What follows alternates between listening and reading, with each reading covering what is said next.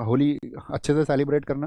देखो बहुत सारे लोग आएंगे, बहुत सारे रील्स का जमाना अब आ गया है, तो उसमें आपको देखेगा कि भैया स्टूडेंट्स का कोई त्योहार नहीं होता, उस तरह की ब्ला ब्ला ब्ला बातें। तो आप इन सब चक्कर में मत आना। मैंने आपसे कहा है, आपके अंधविश्वास से ज़्यादा जरूरी है इस जीवन में आपका जागरूक होना। तो थोड़ा जागरूक होकर त्योहार को सेलिब्रेट करना, जिन भी साथियों का है, चाहे आप ईद मनाने वाले हैं, चाहे आप होली मनाने वाले हैं, ठीक है। तो उस होली को अच्छे से मनाएं, सौहार्द के साथ में। कुछ नहीं होता। अभी रिसेंट में नियर बाई कोई एग्जाम भी आपका नहीं है, समझ में आता है, अगले दिन 2 दिन बाद कोई परीक्षा है, आपकी बोर्ड एग्जाम है, तब तो थोड़े फोकस की जरूरत होती है। लेकिन परीक्षा है तो थोड़ा मतलब चीज़ों के साथ जुड़ा हुआ महसूस किया करो। अगर आप रिसर्च करोगे एनसीबीआर की जो एनसीआरबी के आंकड़े हैं, देश में जो आत्महत्याएं हैं उसमें आत्महत्या जो छात्र कर रहे हैं, छात्र आत्महत्या की अगर हम बात करें, क्योंकि बाकी आत्महत्याएं तो किसी पारिवारिक कलेश, पारिवारिक कारण, आर्थिक स्थिति आदि की वजह से होती हैं। एक छात्र जो होता है ना, युवा, चाहे वो युवती हो, ऐसा नहीं है सिर्फ युवा ही आत्महत्या करते हैं, युवतियां भी, बस युवा 53% है और युवतियां 47%।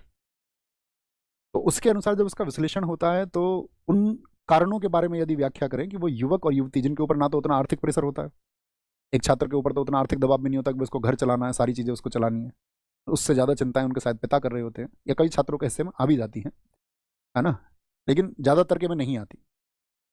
और दूसरा, लड़की है कोई, तो आप इसको देखोगे इस सब का कारण ज़्यादातर तो आपका वो दबाव है, वो मानसिक दबाव है जो जबरन सोसाइटी के द्वारा इन युवाओं पर थोपा जा रहा है।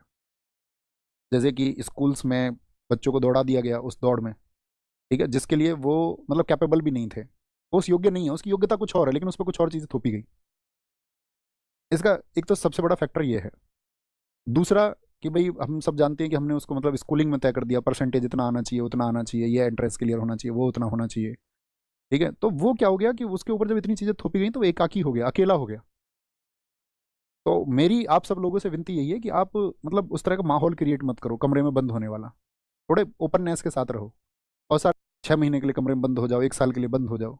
मैं ये कहता हूँ आप जब उस कमरे से बाहर निकलोगे तो आपकी मनोस्थिति उस समाज, उस परिवेश, उस पर्यावरण के हिसाब से नहीं बचेगी, और आप फिर मतलब झेल ही नहीं पाओगे, आप चीज़ों को बैलेंस ही नहीं कर पाओगे।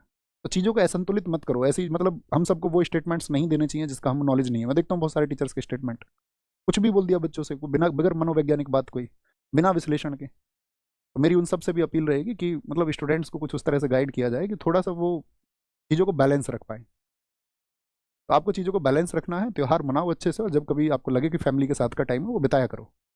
फैमिली के साथ बैठो, चाहे थोड़ा कम टाइम बिताओ, ऐसे खुद को मतलब एक अलग जोन में मत ले जाओ।